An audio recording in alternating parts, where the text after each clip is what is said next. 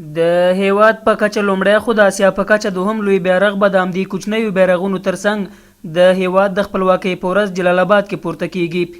چارواکي وایي په دې بیرغ شاوخوا 7 میلیونه افغانۍ لګښت راغلی او د 45 مترو په طول او د 15 مترو په عرض جوړ شوی چې د جلال آباد د تر ټولو په دې لویه برخه به د 100 مترو په فلزي پایې پورته کیږي.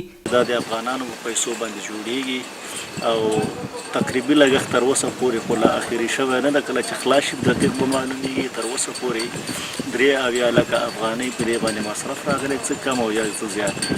دغه هغه تقریبي لګښت ده.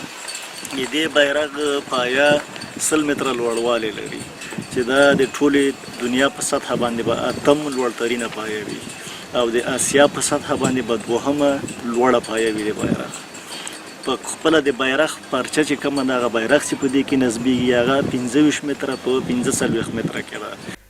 د دې چارواکي په وینا چې د بیرغ به د لوړوالي له امله د ختیځو ولایتونو سربیره د کوزي پښتونخوا له ځینې سیمو هم د لیدو وړ وي او ګڼ سیلانیان به یې له بېلابېلو سیمو لیدو ته راځي. تقریبي لحاظ که تاسو چېرته وګورئ اول خو دغه غونډۍ چې ورته انتخاب شوې ده دا هم د بازار له سطحې نه د دې اوچتوالی ډېر زیات دی او په خپله پایه هم 100 متره ده، 100 متره لوړه ده. بیا په خپله بیرغ چې دا بیرغ هغه 1125 متر مربع تقریبا راځي، 25 ضرب 15 نو دا هم ډېر غټ دی. په خپله د ننګرهار خواوشا ولایتونو او زه مطمئن یم چې د موږ د ګاونډي هېواد لنډي پاکستان د لنډي کوتل د سارک ولسوالۍ او د ننګرهار ټول لغمان او کونړ او نورستان انشاءالله دې ځایونو به هم د لیدلو وړ ننګرهاریان هم لیدو ته د انتظار شیبې شمېري. دوی وایي د هغې ورځې په انتظار دي چې د هیواد ویاړلی ملي بیرغ د ننګرهار له بېلابېلو سیمو ننداره کړي. زمونږ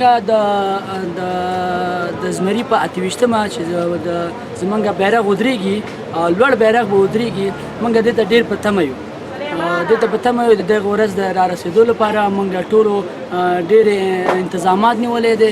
موږ د ننګرهار خلک دې بیرغ ته ډېر خوشحالي لري او دا بیرغ به چې د تورخم سره به هم ښکاري، له حصارک سره به هم ښکاري او نور خلک ورته ډېر په تمه ول چې دا بیرغ به څه وخت راشي او بېګا شپه په خیره ورسېده. ننګرهار کې د دې لوی بیرغ د پورته کېدو تابیا په داسې حال کې ده چې سږکال د لومړي ځل لپاره د هیواد ولسمشر د اسد ومه د بیرغ ملي ورځ نومولې او له دې وروسته به هر کال دا ورځ د هیواد په کچه نمانځل کیږي. ایمل ظاهر، غرغښت راډیو تلویزیون، جلال آباد.